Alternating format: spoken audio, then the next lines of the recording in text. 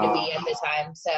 So word of the wise, that could be a snake bite in the Yeah. bathroom potentially. Yeah. Yeah, we also had one recently where a guy contacted us directly. What city was that in? It was Fathom City. And we just could not get anywhere close to the number that he wanted. I reached out to some other agents that worked that area a lot. Tiffany and I looked at it 3 or 4 different times, and we were just very honest with him. And we're like, if you think your house is really worth more than that, then you probably need to consider bringing in an appraiser, because otherwise we're not going to be able to list anywhere near, what you say you want for the property. Gotcha. And we'd rather get a listing later than take an overpriced listing that's just going to sit on the market. Very true. Yeah, I really like what Christy had to say about Cloud CMA. I was so delighted when Cloud CMA came along, because I was doing all that manually.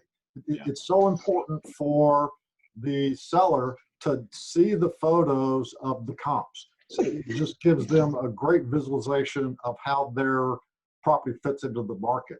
The other thing that I like about Cloud CMA is it gives you the ability to do adjustments and show those on the report. And so it really provides what I like to call unimpeachable evidence of how you arrived at your list price. Does this sheet look familiar to you? Yeah. Yeah. You've seen that on the second or third page. I've never seen that. Yep. Yeah, it's from an appraisal, right? Appraisal report. If you ever have an opportunity to attend Candy Cook present has a CMA class that is just fabulous. It totally changed the life of CMAs. And she actually teaches to use this report to prepare your CMAs. It's very detailed, but I hope you see that. This is the exact numbers that we use to determine how to value your property. It is unimpeachable evidence, and the most common feedback I get is, "Wow, you've really done your homework." That's exactly the message that I want to convey. And so it's much easier to justify your list price when you've gone to this level of effort. It typically takes me an hour and a half, 2 hours to do this. But the confidence that I have when I walk in the door on my numbers, I'm sure that's perceptible to them, and it sure is to me. In the class that you were speaking of, does she actually give a worksheet on value amounts? That's what I really need. A value for a 3rd-car garage, value for pool, value for 4th bedroom, that type. Does she do that? You're going to love what's coming. Yeah. And are we going to get a copy of this afterwards, Michael? Yeah. Yes, ma'am. Okay. Yeah, okay. And actually, Dan, I'm not sure if you got my message. I just texted you asking you to hit the record button. It won't allow me to do it on my end. We should be recording. Let me check. Okay. I thought you were. I was just making sure. It says I can pause recording, so we must be recording. Okay. Perfect. Good. Just out of curiosity, Kristen, how much do you give for a pool? 25. 20. Between 15 and 25. But yeah, we've been doing, the ones that we've had have been brand new pools and brand new homes, right? So it's been very interesting. What do you do? Good. Kind of depends on the neighborhood. Between 10 and 15. So yeah. So the most recent one I had was a 2-year-old home and a 6-month-old pool. It sold for the full price that we asked, but it was good job. It was beautiful. Yeah, I've actually, there's an appraiser that I have, Joe Hutchinson does a class for me every year. He comes in and does an appraisal class. He actually has a CMA adjustment sheet. It's kind of just a small rule of thumb. Talks about different price points and what you should adjust for different square footages. And yeah, that's what I want. 3rd card, but I think Dan's coming up with something as well here in the presentation. I'll make sure I attach mine to the documents as well. So I have a question real quick. Hey, Dennis. I don't know. I think there's more. Okay, so 34. in a hot area, homes are selling, large homes in the 700 to $1 million. They're selling within a day or two. So when I did this complex CMA that I took courses for, I came up with a price that the buyer, the seller and I both agreed was probably it. Yeah, here's the deal. So when you have houses that are all selling within 1 or 2 or 3 days, how much do you pump it up above that? Because the CMA is accurate probably, but if it sells in 2 days, what'd you leave on the table? Should you move it up 5% to see what the market would bear? So a lot of times, no, because if you price it right, you'll get multiple offers and end up getting $5,000 to $6,000 over what you're asking for anyways. And then when you're providing comps to the appraiser, even if you're pretty much over value at that point, I add the first page of every single offer I receive saying, hey, we're a hot commodity. We received 4 offers. Here's the front page of every single offer. That way they'll give hopefully some form of appreciation for it being in multiple offers. And then we're kind of at the point to where we shouldn't technically really make value, but it helps us kind of make value if we're getting 5,000 over asking. I've never had one that did appraise in that situation. Yeah, look. So far that hasn't burned us. Hey, Dan, real quick, what was the name of that CMA class? What was the name of the lady? Candy Cook. And With a C? Cooke. She's from Yeah, Boston. She's the one that has the group on Facebook. Okay. I think. Thank you. Some people were asking in the chat box. She teaches all across the state. I've experienced a lot of real estate trainers, and she's definitely one of the top 3 in the state. Just a fabulous trainer. She's done thousands of appraisals. So, I mean, she's an expert and she knows what she's talking about. All of her classes are really good. You know, the more you learn, the more you earn. And so getting quality education from somebody like Candy is really important to your business. So Dennis, I will tell you, I've run into that situation a couple times lately, and I agree with Tiffany's approach and how to try our hardest to make sure that it does appraise. But I will tell you, I had really serious come to Jesus conversations with my seller initially on, you know, we can push it. We can list on the high side. Most of the time, it's not their first rodeo at listing. And so I will explain to them, it needs to appraise. If you want us to push the envelope, then we will push the envelope. But I need you to know, and I want to know from you, that if for some reason, after everything I do to get it to appraise, if it doesn't, are you willing to come down? And we have that conversation up front so they understand the importance and they understand the realism behind all of it. But it's just a conversation. It's one more thing that we're really transparent about so that there's no surprises. But yes, we will do everything in our power to get it to appraise because this market is crazy. But at the end of the day, we're not the appraiser. Well, and that's a conversation, thank you. That's the conversation I actually had. If the appraisals come in below our offering price, will you adjust? And they said, yes. What's the unknown is what you just said. In these times, couldn't you get a few $1,000s more on those big houses, $20,000, $30,000 more if you ask for it? That's the dilemma. Yeah, we could go off on a whole different class on pricing strategies. That's one of the more challenging features of the process. Anything else on that? So, Okay, let's talk about how you address the price adjustments on the comps and how you determine those adjustments. And I think that's what Kristen was referring to.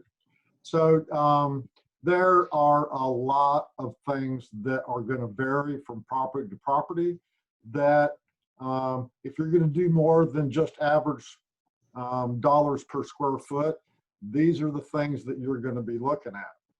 So here's what you're looking for. This is actually taken from Candy Cook's class. It's just condensed down. The sales concessions, those are going to be deducted from the sales price. The difference in the lot size basically 33 to I don't know that I 50% of would the do that. I land think it's a value, selling only if there's point. major I don't know how I can differences. add value for it. The view, the design, the quality, the age. And then here's where you get into, bedrooms are typically factored into the gross living area. If an adjustment is needed, $5,000.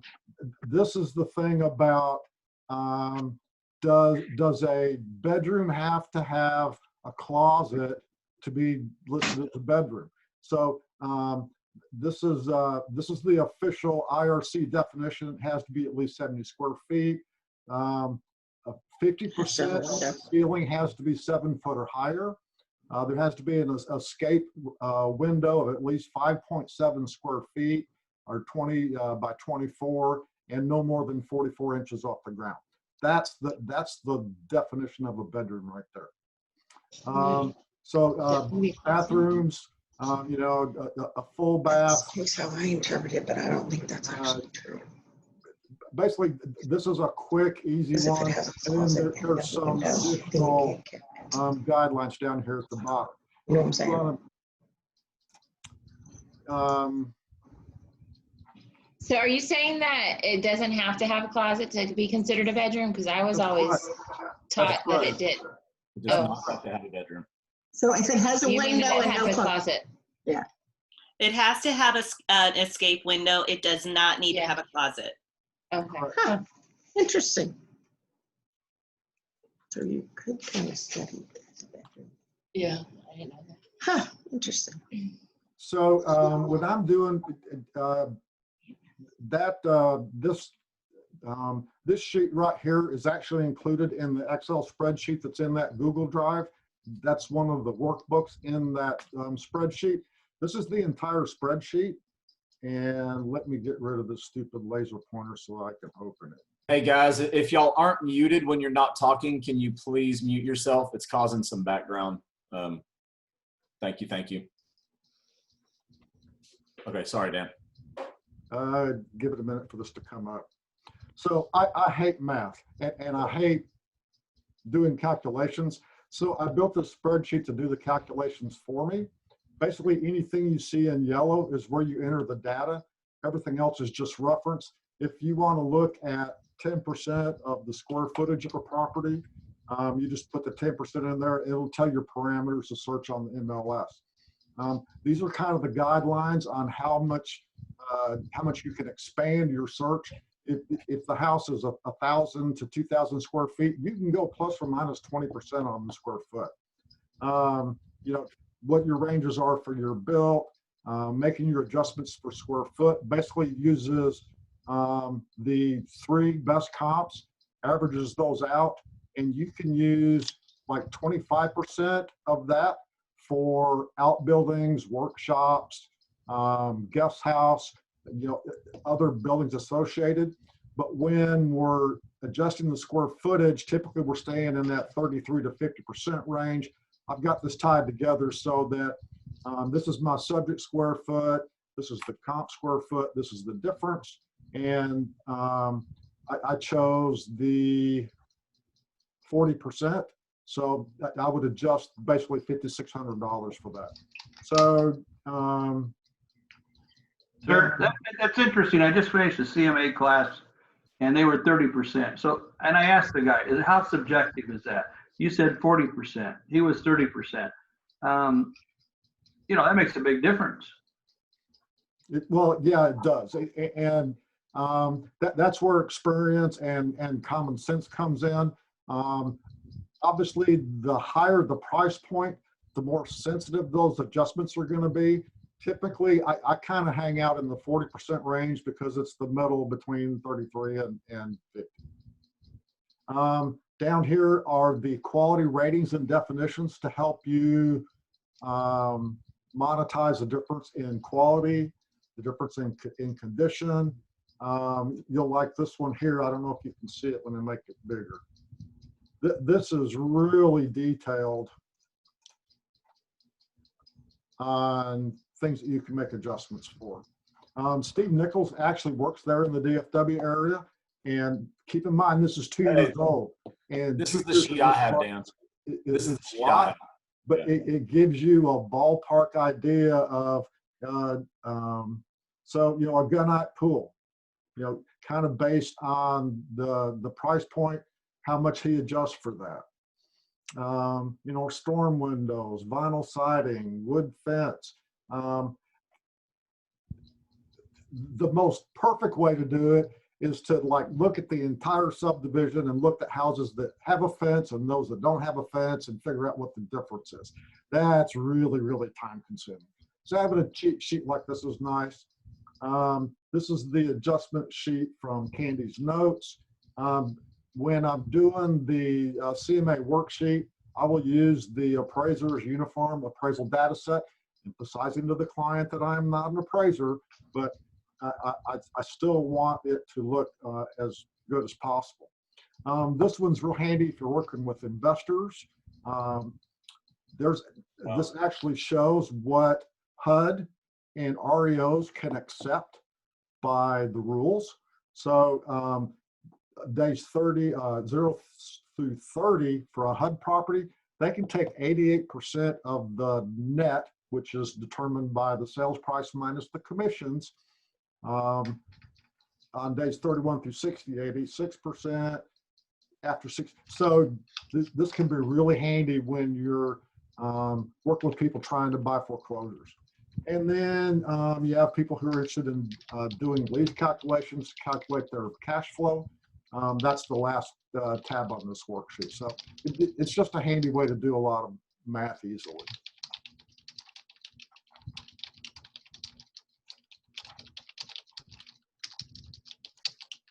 So this is the worksheet from Steve again.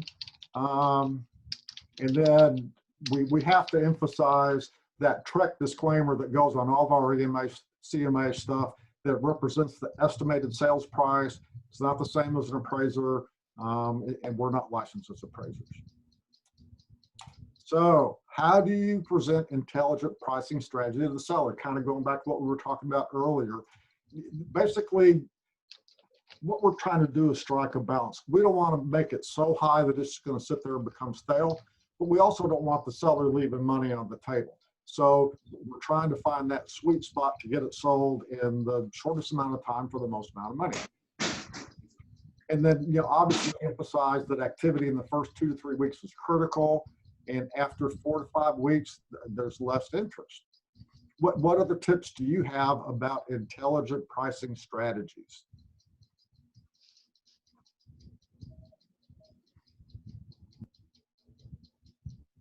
I think for me, it's just really educating them on what we just talked about, on really why the appraisal is important, and also what a comparison really is versus it's not your neighbor down the street with 2,000 square feet more. It's, you know, it's just the education piece. I say that, and I have a property right now that's listed that's overpriced, right? And so we've been talking about this, and they're friends of mine. So we've had extremely direct conversations. They are not in a huge hurry. And when it all boiled down to it, they were adamant to price at what they priced at. And so I had to really count the costs because I know my sign's going to be in that yard for a long time. But it wasn't worth me harming my friendship with them. Even though I'm not a conflict avoider, I respect their opinion and they really wanted to try this, so we're going to try it. If I didn't have a previous relationship with them, I probably would have pushed. Well, no, I pushed extremely hard, but I probably would have been more adamant. And this isn't their first rodeo at selling either, so they understand the risk. But yeah, it's all about the education for me. Right. And I like to do that visually. This one uses the analogy of a pond. You know, new properties come in, and if they're priced well and they're in good condition, they're going to flow right out and be sold. If they're overpriced, it'll show, but no offers. And then, you know, if it's just way overpriced, the condition's poor, it's just going to sit there in the bottom of the stagnant mass. And so that's a good visual representation. We're all familiar with the pricing pyramid that shows how the price affects interest. And then this is one of my favorite ones. When people want to list high, I want them to understand that, you know, these first 2 to 3 weeks are critical. That's when you're going to get the highest amount of interest. And then after week 6, it just really falls off quickly. When we put What's your data source for this, Dan?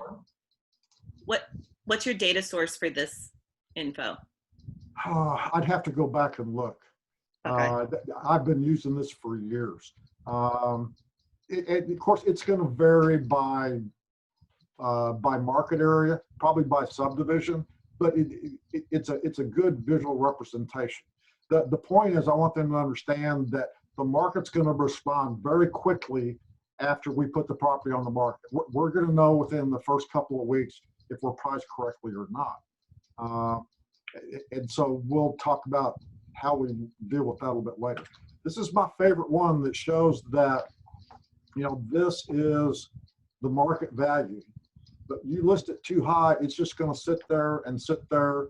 And so finally you do a price reduction, but you're still too high, more time goes on, and you keep playing that game. It becomes stale. Agents and buyers are going, what's wrong with this property? Why has it been sitting here this long? And so by the time they actually get it sold, they've lost all this value. They've lost all that time. That's not a place that we want to be. Hey, Kristen, on that last slide, I bet that's just historical data. You know, like when you're doing your CMA and Netris, you can actually pull up a static form that talks about the importance of, you know, offers in the beginning and time hurts it or something like that. I bet it's just a static form that's just kind of out there. I don't know if it's based. Yeah, I love to share data. You know that. Yeah, like, yeah. I love it. And if somebody's going to take the time to interview other realtors, Yep. I want to share data. But data, if somebody shares data with me and the data source isn't on there, Yeah. I write them off. Yeah, I'm not I know sure. that's horrible, but I do. Like, I want to know it's not made up data. Yeah, I'm just not sure if that particular form, if there's a place to get accurate data, because that would take the listing agents posting somewhere how many days it took them to receive an offer. But I guess you could do that on the status change, like active option and stuff like that. So maybe that's tied into it. I don't know. Just we have it for our team. So yeah. for my team, we're able to share the days on market. Gotcha. Especially in Argyle. So we do a lot of listings in one neighborhood in Argyle. So we're able to share that with whatever is in MLS to my team versus that. And I think that's meaningful because we say, look, this is what's in MLS, right? But there's a lot of people that really value seeing data. Yep. And so it's good. Good deal. Sorry, Dan. Go ahead, buddy. Good. So let's talk about, so how do you present the suggested list price? With balloons and fanfare. No. Do you suggest? So I ask them. Is it just a summation after the CMA, or do you ask them where it should be and then walk them? Yeah, I ask them before we ever talk. So what is the range that you're looking at? Because I want to know if they're realistic or not. And they're waiting, they push me. So what would you list at? And I always say that first. Now tell me what range that you're really wanting. Yeah. And we go from there. Yep. How do you overcome the resistance if you're lower than what they are? Obviously it all points back to data, but is there any specific talking points you bring up? For me? Anybody, yeah. Well, oh, go ahead. I think that was a baby. Oh, yeah. If we're lower, honestly, we haven't been lower. What I do though is one of the very first things on the services that we provide list is we talk about seller net sheets. And so I say, you know what, it's been 5 years since you've sold. So I ask them, is the house paid for, or do you still have a mortgage? And let me go ahead and let me get you a couple seller net sheets at 2 different price points so that you understand what you're going to walk away with at those 2 price points. And then I'm pretty firm that I don't want to set the price until the week we go live. So let's look at the pictures, and our process is about 3 weeks if we do it really well and if they have the time for us to do that. And in that 3 weeks, more properties that are pending can be sold, which will only help us. So we wait until then, but that gives us some wiggle room also. But the seller net sheets really helps a seller also understand what they're going to be leaving with. Nice segue, thank you. Yep. Yeah. Yep. So when you use the capital title net sheet, this is what it looks like. It's real nice that you personalize it with their information. It's got the disclaimer, and then it accounts for every typical charge. And really, that's what they want to know. What are my net proceeds at the end of the day?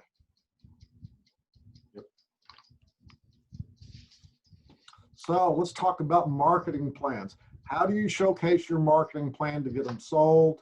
How do you communicate that?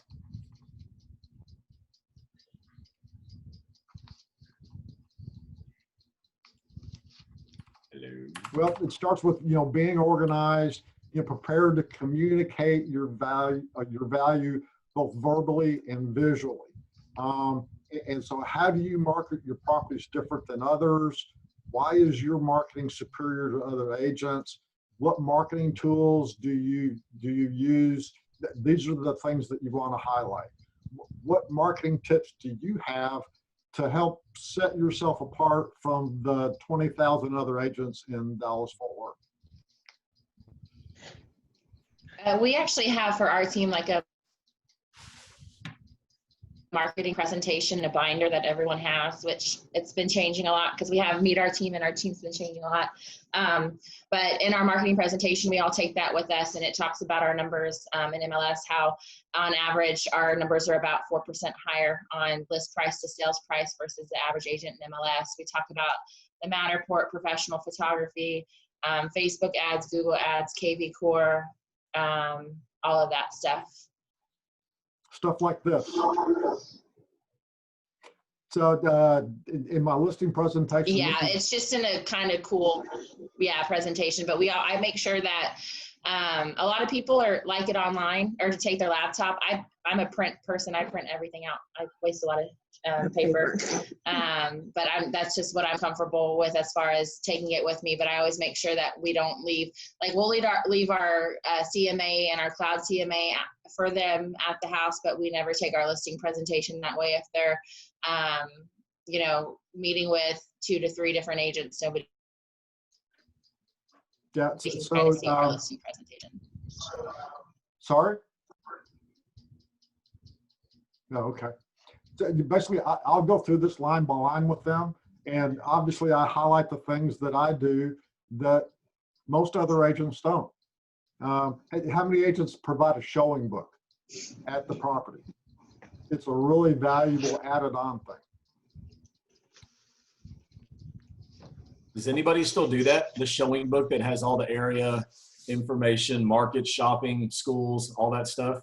So we were doing that, and we changed all of it to provide it on a flash drive. So at the flash drive, they can take it with them. They've got the area, they've got information around the area, around the specific neighborhood, if that's available. They also have the seller's disclosure, the survey, the T47. If there's a floor plan involved, because it's a newer build, then we do that also. And then they've got our marketing on that flash drive. I was about to say, those have to be branded, right? Yeah. Yes. And that has been a great opportunity. We implemented it. I've got a girl on my team who does all of our marketing, and she is nothing short of amazing. She's extremely creative. And so we've got the flyers that are rolled up. One flyer for the house is rolled up, and she puts this cute little ribbon on it with the flash drive attached. And we implemented that with COVID, just so that it's as few germs as possible, right? Yeah. But that's worked really well. That's neat. And a way to leave yourself with every buyer that walks through that house. Yeah. With the branded flash drive. That's good. That's In a great. I couple of like that. businesses, I have put it in the transaction desk and also printed it out and left it in the home. But I took pictures of really cool things. Like I just got done doing this down at Lakeside. Mhm. So I went around and photographed restaurants, trails, and so forth, cool structures, the big tower, and then write up quite a description of the activities in the area and what's available in the area, and then put it all together and put it on the transaction desk, because that way other agents can assess it, and then put it into a little folder that I leave at the house. Nice. That's a really good idea, Dennis. Yep. Yep. You know, one other thing that we've started doing is I think the last figure I heard was from Brian Buffini, but 61% of buyers find their house online through different social media or Zillow, MLS, one of those data sources. And so like last night in my listing appointment, I really encouraged her to get on our Facebook page or get on our web page and look at our marketing, take a look. And she already had. And so we just continue to drive people that are sellers online so that they understand that that's how buyers are looking also. It also helps them understand why we encourage, let's take the time necessary to prepare your house to list, because the pictures, we only have one shot at amazing pictures to get in front of a buyer for the first time. And so let's not rush it. And of course, we're flexible. So please don't misinterpret what I'm saying. We do have flexibility, but if we have the time to do it right, we constantly drive them to why that's important, because it's all online. And so we just can keep reinforcing that along the way. Love it. Kristen, you're just making this too easy for me. Oh. Let's talk about seller repairs. How do you determine what they are and are not willing to make in the way of repairs to get the top dollar? And if they can't afford or don't have the ability to do it, how do you address that they're likely going to have longer days on market and a lower sales price? That's a conversation we should always have. So how do y'all approach that? Okay, so I'm super sorry. I will go on mute after this, but this is a big deal to me. Totally fine. So I think a seller should invest as little money as they possibly can when it comes to selling their home, because they're about to no longer own it. I also have extremely deep conviction that what sells a house is no clutter and clean, clean, clean. That doesn't cost you anything. You can use your garage to store items, because if it sells quickly, buyers expect to open a garage and see moving boxes. They don't expect anything less. They don't want to open a garage and see, something from TLC Hoarders in there, but they do expect to see moving boxes. So you don't need to go buy a storage unit unless you absolutely have to. But you do need to make your house incredibly clutter-free and clean. And, if somebody wants to paint the house, they're gonna look at the possibilities with a clutter-free, clean house, at what they can paint and where they can paint it. They don't necessarily need to see your paint color. So there are repairs, of course. If you walk in a kitchen and the cabinet is missing, then yeah, let's talk about that. And do you have handymen? Because I can refer you to some that other clients have used, or, things like that. Anybody in your family can fix that for you so that you buy them dinner. I don't know. But I do think that overall, most of my clients who have been thinking about listing their home are already in that frame of mind on what do I need to repair? What do I need to do? When I come in, I just talk about the cleanliness and the clutter 90% of the time. That's what we discuss. And we discuss landscaping. You can spend $50 for a pop of color at Walmart, and it will make all the difference in the world to getting people into your home. But pop of color for flowers, right? But I very, very rarely, I don't know if I ever have recommended major repairs to list your home. Has anybody ever recommended to get an inspection prior to listing? See what's going on with the house and address it ahead of time? I see Tiffany shaking her head no. We always suggest having a roofer and foundation company come out, the two biggest things, ahead of time before we list. But as far as everything else, Yep. I know some agents are all about it. I just feel like it's too much. Because they're gonna have to disclose everything. Yeah. And Yep. so I'm really protective over that. We'll get a roofer out and then a foundation company out and discuss those two I like those. Then those are the two major main things that are going to concerns. blow Those up your are, deal. especially foundation is something that comes up that can scare a buyer later down the road. So we'd rather know ahead of time. Yeah. But other than a roofer and a foundation company now. Smart. Anything else to add, anybody, on that point?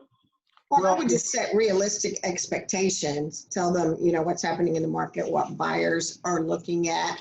I agree with Kristen on some things. I've been into houses where people tried to paint to cover little spots and it made it so much worse. They would have been better just.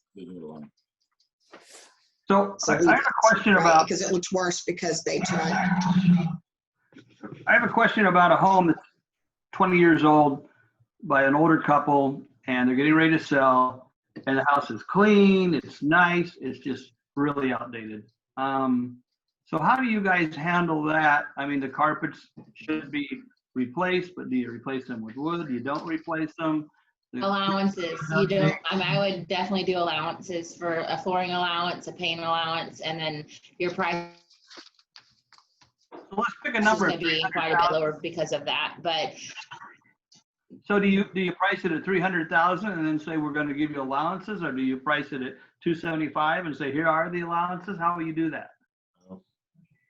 I couldn't really answer that without actually running comps to see. So are you saying all the comps would come in at 300,000 if it was updated? Yes.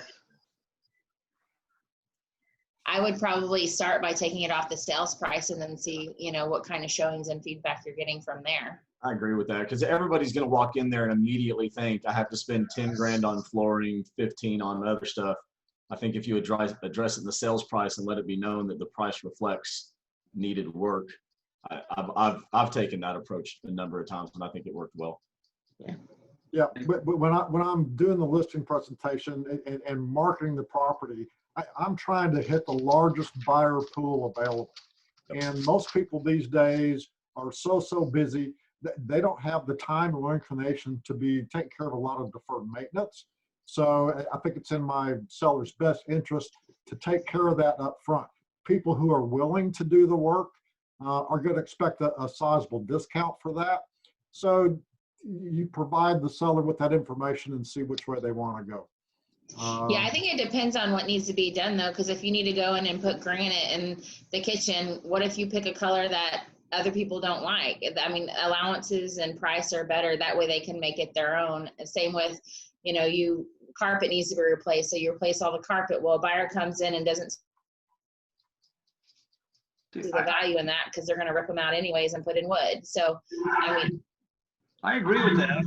You're trying to guess what the buyers are going to want versus figure out a way to let them come in and customize it. I know it's harder, but if it's a really nice home in a really nice neighborhood, you would think it'd be better if the buyer picked their own carpets or flooring and countertops and so forth.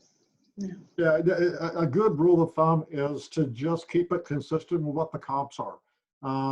Investors who do flips, they're only going to improve to the level of the neighborhood. They're not going to over improve it. And that's part of that whole conversation that we have.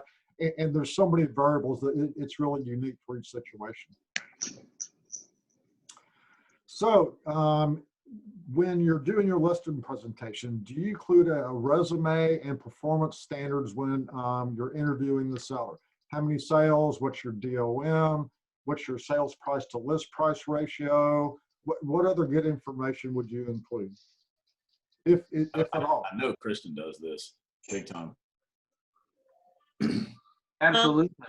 Actually, I ask them to do their homework on me before we meet.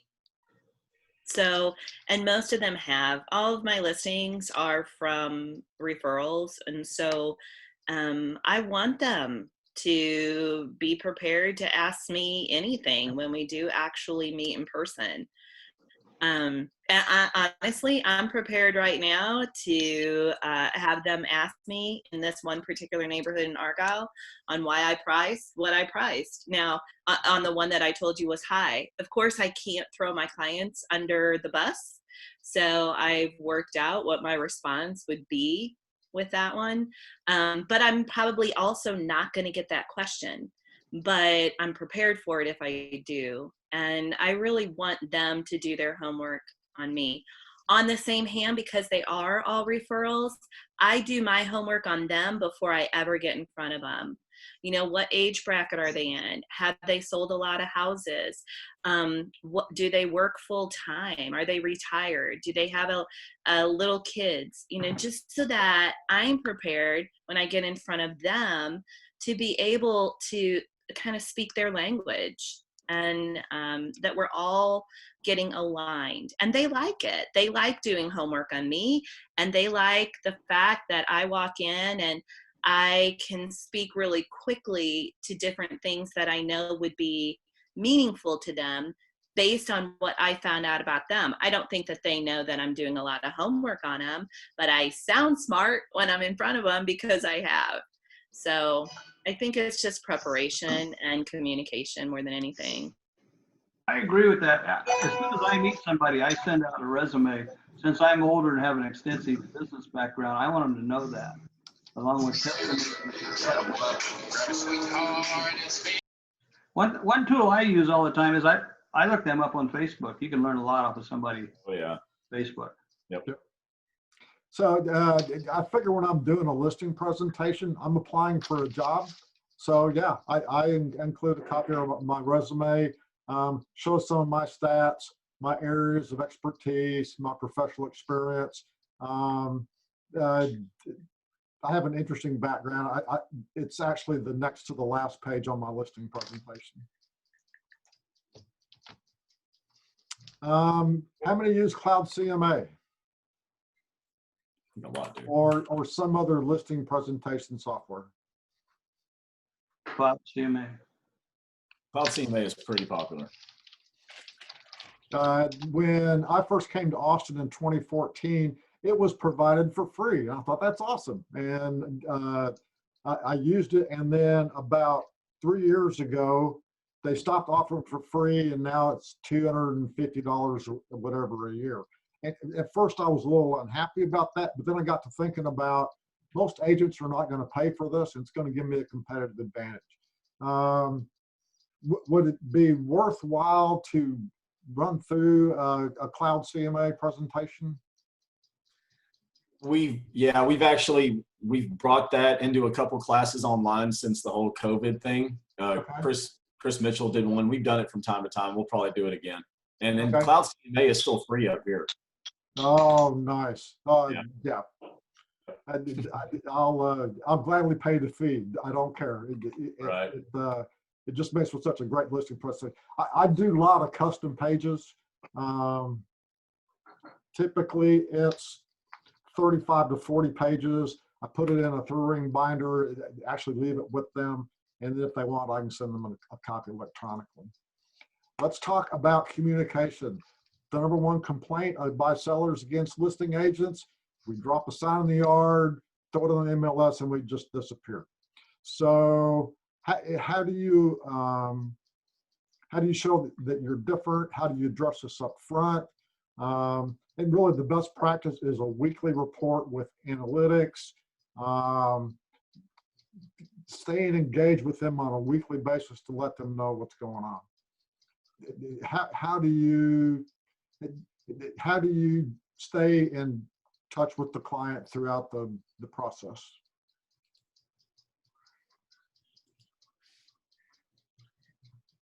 So we have a marketing report that we don't do weekly. We do it every 10 days if the house is still available that long. And it shows how many hits it's gotten on Instagram and Twitter and Facebook and Zillow and MLS. Shows how many folks have loved it, seen it as a possibility. It's just a really comprehensive one-pager that people do like. As far as communication goes, we've got some email templates that we use for our entire team. And it's next steps. And so we're always looking to provide answers before we get asked questions, because most of the questions are very similar, right? But we're also available, for anything and everything when a client does have that.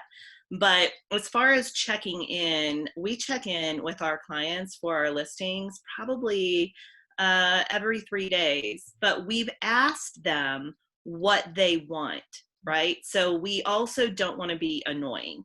So if they prefer a text message, or if they prefer a call, or an actual email, we'll do whatever they want.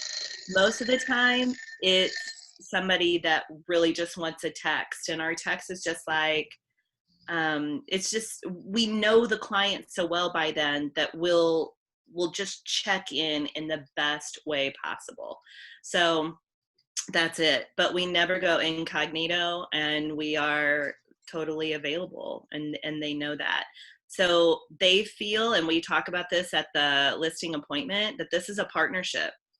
And so with any partnership, you've got to be kind of linked arm in arm throughout the process.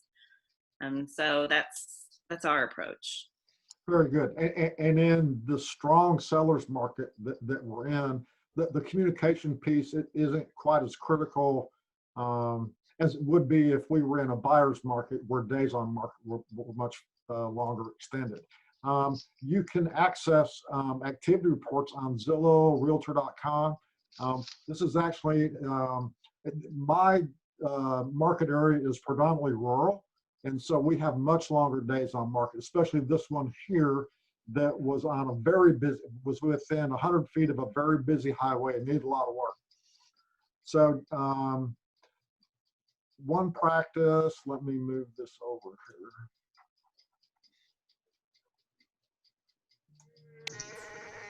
How do you get that MLS activity? Basically what I do is when you go on the MLS, I assume Netris is like the Austin one, where on the home page you can look at hit counters. Okay. So I just take the information from the hit counter, drop it in an Excel spreadsheet, and update the graph. So basically every Monday, send an email, hey, we're getting great online exposure. Here's the overview activity. Here's the calls that we've had. Here's the showings we've had. Here's the analysis of what we think all this means. Here's the recommendations we have. What the MLS looks like. What Zillow looks like. Don't you think, right? And then, Realtor.com just really took off. And then, how the YouTube videos performing. One of the things I love about this is that it's not uncommon for the seller to look at this data and go, maybe we should reduce the price. It's really nice when they're the ones that recognize the price reduction needs to happen. So it takes probably 30 minutes to prepare one of these reports. And it really helps when it comes time for a review, when you talk about communication and how well you kept them informed. Cool. Price reductions. How do you handle that?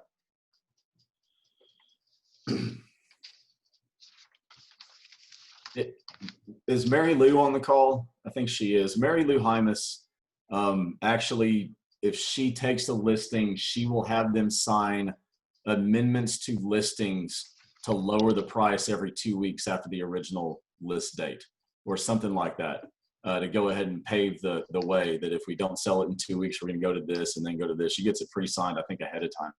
So I know she's on the call, but not sure if she's present. So anyway, I know she does that. Does anybody else kind of set expectations? If it doesn't sell by X date, then we're going to have either the conversation or this is what we're going to.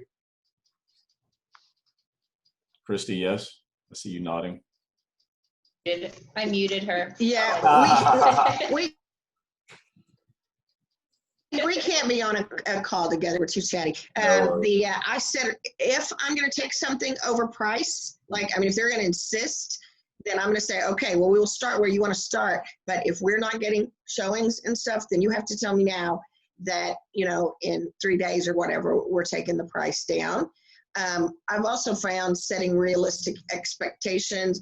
I had one in McKinney a while back that was, it was a great house, but it just, I told them they needed to do a few little things, and they were little things, like Kristen said. They weren't big things. It just needed to be cleaned and a few little things like that. And I told them, I'm like, if you don't do this, you know, we'll list, you know, at 265, but it's going to sell for 260. Well, we were like a weekend, had a lot of showings. We're going to offer at 260. We kind of went back and forth, and I was just fixing to call the other agent and tell them, you know, that we were going to counter, when my client called me and he said, you know what? Never mind. He's like, this is what you told me my house was worth if I didn't do anything. I didn't do anything. So, you know, we're going to take what they're offering. So I think if you just set, you know, those realistic expectations. I had one this year because I hadn't owned it that long. I agreed to list it $5,000 higher. It appraised where I figured it would. But I had told them that that was probably going to happen. We also prepared the buyer and the other agent. So it actually didn't end up affecting my sellers, because what happened was the buyers had $5,000 in closing costs, and guess what? They lost their $5,000 in closing costs. But as I prepared my clients for it, it was not a shock to them at all. My view on this is kind of different, I guess. I do the same thing to where, you know, if we're not getting showings, we're going to talk again in a week and do a price drop. But I feel like if you drop it too much too fast, then it kind of makes you look desperate. And then it kind of puts you in a position to where you might be getting a lot of lowball offers. So you don't want to obviously overprice it 20, 30 grand and then wait a week and then, you know, reduce it that much. So I guess it kind of depends on the amount. Yep, I like the idea. Depends on the situation. I won't go over 5 grand. Go ahead. No, you're good. I was just saying, usually I would only do that at about 5 grand anyway. So, you know, I'm not going to kill a deal or not take a listing over $5,000. But, you know, I'm also going to prepare them if we have to reduce that later, or what the offers are going to come in at, so they know what to expect. And then I think at the end of the day, that makes you look like a smart agent, because, you know, you told them you thought it would sell for. I'm not saying I'm right 100% of the time, but it does make me look like a smart agent. Yep. Hopefully we all do. Yeah. Well, although I haven't sold 1,000 homes, and I have actually only had one that went over 30 days. One thing I do is I change the MLS story. I like to tell a story in the MLS description versus 3 bedrooms, 2 bath, gorgeous home. I try to tell a story that incorporates the community. So I'll switch that up in 2 weeks if I don't have enough showings. Real quickly, I took over a house that was with another agent for 6 months. And because my description of the neighborhood around White Rock Lake, telling about all the activities, we sold the house in 10 days. So I think we have a burden upon us to be creative, to change something besides just price. Good point. Have you had any luck increasing the price?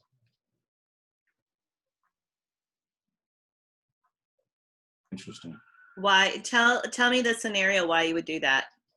A stale listing, you know, it's been on the market for 30, 45 days and just nothing seems to be happening.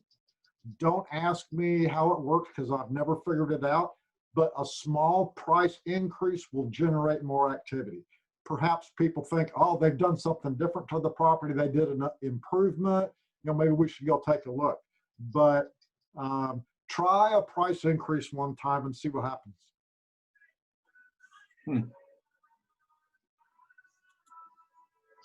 Okay.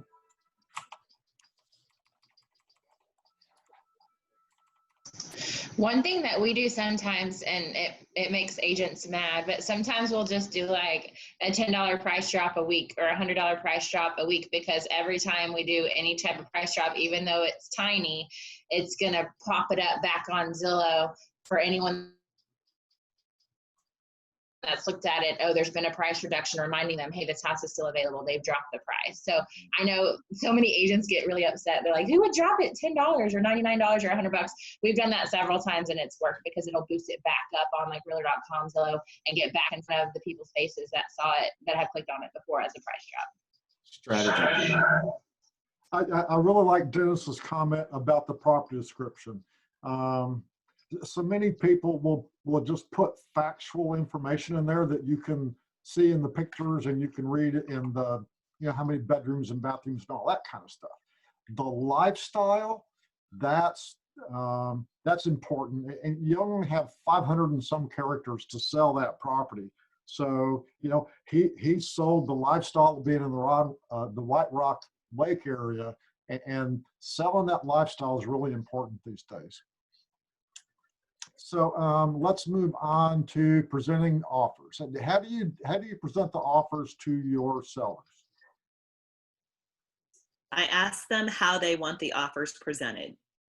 So we just find that out from the beginning. I don't dictate, I don't make it weirder than it needs to be. If it's a multiple offer situation, I'll ask them, do you guys care if I just, get everything by this time and then I'll just send it all to you?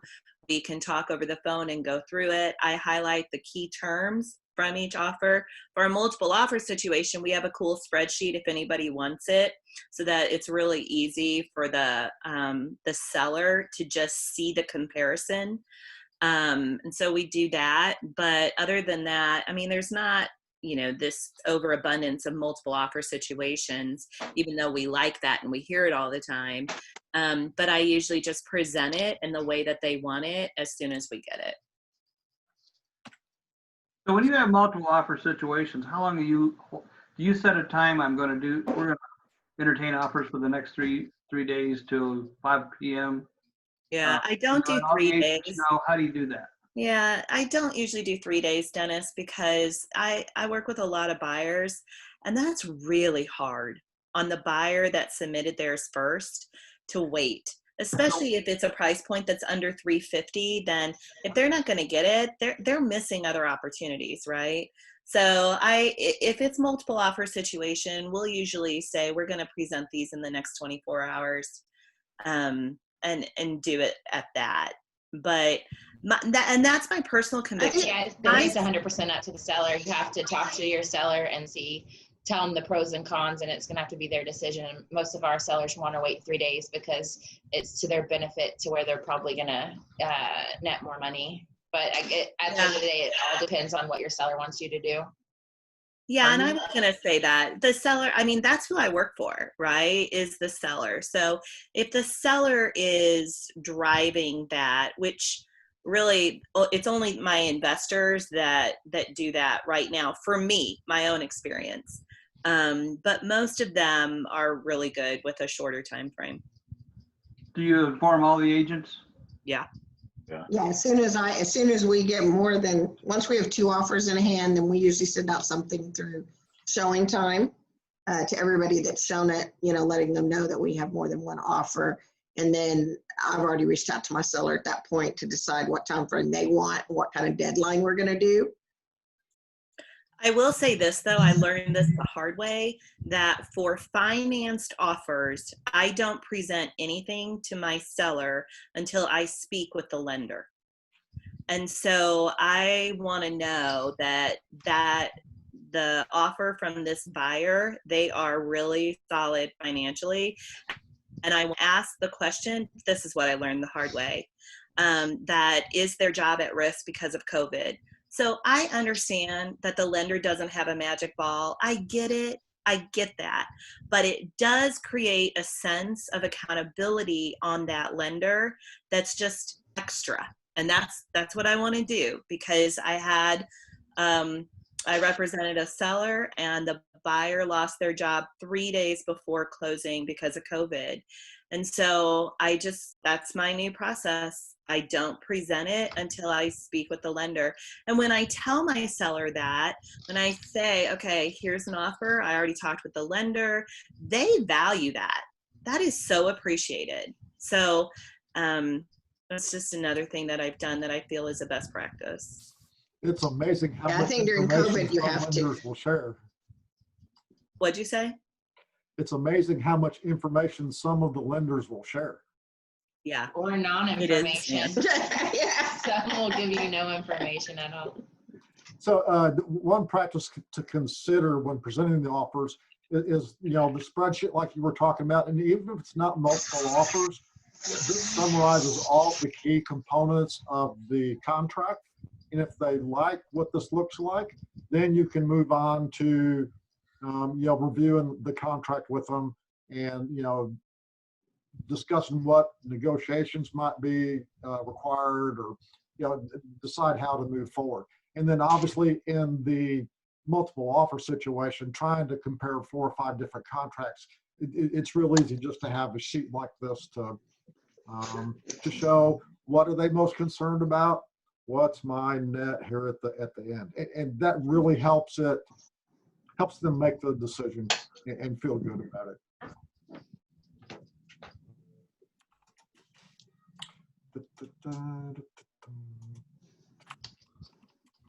Closing gifts. Do you provide them? yeah. And what are some of your best ideas or worst ideas? So our team provides wine with glasses that are etched with our team name, Buckman Realty Group, on it. So Tiffany provides that for all our agents to use. But if they're doing a two-sided deal with me, I don't know if this is how you do it too, Kristen, but if they're doing a buy-sell simultaneously with me, then I usually add something else on. And then also for my first-time home buyers, a lot of times I do the cool little signs. Luckily enough for me, my best friend does those. And so I get a friends and family discount on them. So that's really nice. And then obviously we don't give wine to people that we know, don't drink or would be offended by that. So I obviously find a way to sneak that into conversation at some point. So I know that I'm not going to give anything that's going to offend. Yep. So we definitely want to make it personal. And there's 2 schools of thought on whether it should be branded or not. That's a business decision that everybody needs to make for themselves. What do you think about a housewarming party, hosting a housewarming party? Yeah, I've done that. It was incredibly expensive. It did get me a referral. I've offered it to multiple people and they've really appreciated the offer, but haven't necessarily taken me up on it, which I'm okay with because I'm not offering it anymore. It's just pricey. Yeah, I will say, but to your last bullet point on here, should it be branded or not? One of the things, we just write a lot of handwritten thank you notes, right? We do a lot of gift cards.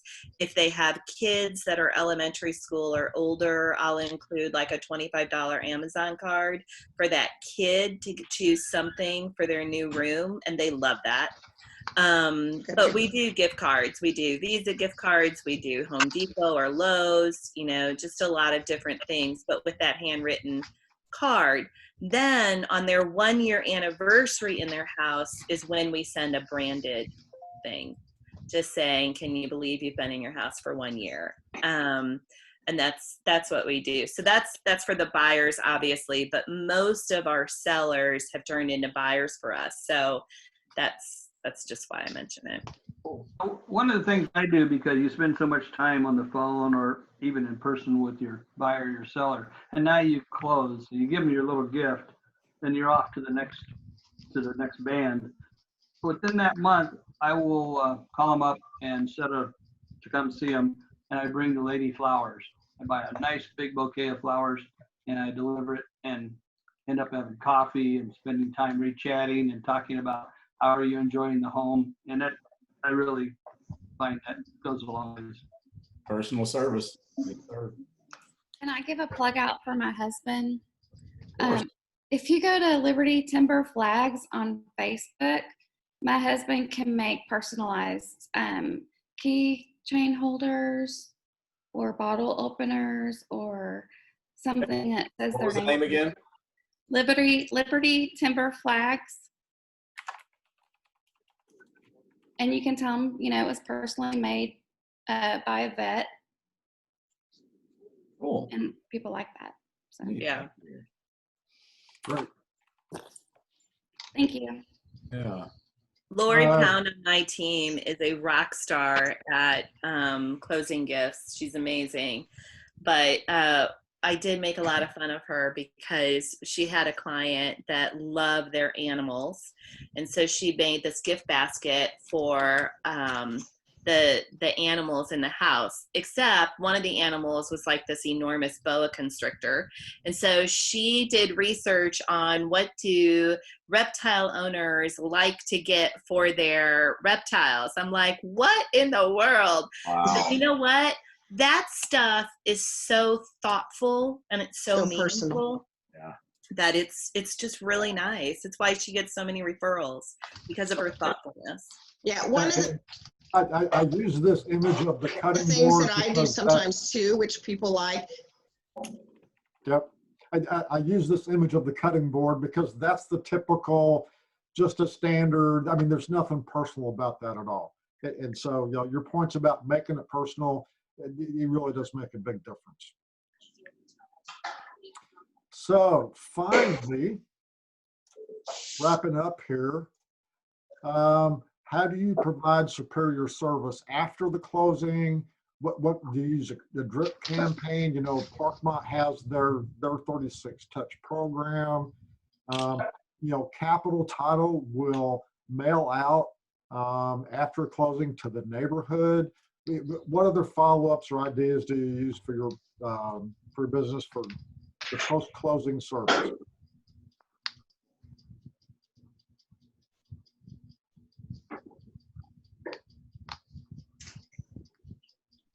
How many have attended the Buffini Pathway to Mastery? Mm-hmm. Was that down? What was it called? Buffini's The Pathway to Mastery. Your certified Buffini mentors can provide this program, and it's all about turning your business into 100% referral and staying in touch with your past clients. I assume, like everybody else, they almost become your friends. So I don't find it a problem staying past. I only have one client who I'm best friend with his dad, and so I sold a home. I sold his home, the son's home, and we bought a new home. But he's kind of a jerk, so I don't stay very much in touch with him. But in general, I mean, I get gifts from my clients. I got this because I'm from Iowa. I got this big Amana box. So every time, you know, we chat, we talk about how good the food was. I mean, just, I don't know. It just seems pretty easy to stay in touch over the phone, basically. I end up being friends with most of them. I'm sure that's true with all of us. Yeah, I jokingly tell my clients that you're my friends for life, whether you want to be or not. But I also get gifts a lot after closing. And other realtors on my team are like, how do you even, I mean, how is it that your client sent you flowers after a closing or whatever? And I'm like, I don't know. It's just something that my clients do. And I think part of that's because I'm just very, very, very available. And I'm a huge advocate for answer your phone. I just think it makes a huge difference sometimes for your clients, sellers, or buyers. When they call you, answer the phone. And my callback time is about 15 minutes. If I can't get back to you in 15 minutes, I'm going to text you and tell you why. You know, tell you I'm in a class or something and I can't, and why I can't. Yeah. Hey, Brandy just commented on a great kind of after service thing to do is newsletters, and they also send them in December, the tax exemption letter, right? Because if they purchase that year, then they got to get their tax exemption filed for the next year. It's a great touch point and reminds them to save some money. Good point. Yeah, I'm stuck. Cool. Anything else to add, guys? No? Thank you. Hey, Dan, can you give me host back? I've got just a couple slides to show on Q2 stuff real quick. Sure. Let me figure out how to do that. All right, guys, we're almost done. I'll keep you about another 5 minutes, get y'all out of here on time. I just wanted to share Q2 numbers real quick over the past few years, kind of show you growth, agent count, transaction count, and then show the top producer flyer for this month. You got it. Thank you, sir. Your numbers. Bear with me 2 seconds. Where to go?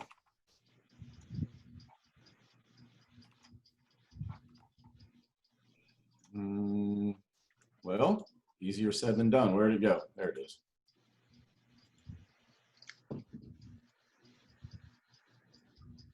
Cool. Y'all should see something. Fathom Realty Q2 numbers. Y'all see that? Lovely. Hey, by the way, the new logos. If y'all haven't seen the new Fathom kind of crisper, cleaner logo, it's now on the Fathom Marketing Center, as well as all the older ones. But we kind of moved the Realty. We wanted to drop Realty and just go by Fathom, but the DBAs across a lot of the states wouldn't allow that. So anyway, there are new logos if you want to go in there and check those out. So, all right. So first of all, I wanted to give a huge congrats to all the cappers so far for 2020 for Denton County. So I might have missed a couple team members on here, and if I did, I apologize, but these are all the agents who have done 12 or more transactions so far in 2020. So huge congratulations. I'm actually working on a flyer. Congratulations for capping. That'll be prepared for social media. You guys can get out there. So congrats, guys. There's a lot of you on this call. Congratulations. Moving on. All right, so 2020 Q2. I always like to share the past couple of years so you guys can see complete growth, agent count, as well as transaction count. So the front bars are 2020, 2019, 2018, and you can just see how the transactions have grown, right? Obviously, we had the COVID, even though we didn't have a drop, we were pretty much equal with how we were last year. We usually have about a 20 to 30% increase month over month, year over year, but this May of 2020, we didn't have an increase at all because the downplay in March and April from COVID. So kind of shows you what's going on here. Agent count keeps growing. We're at 323 as of this morning.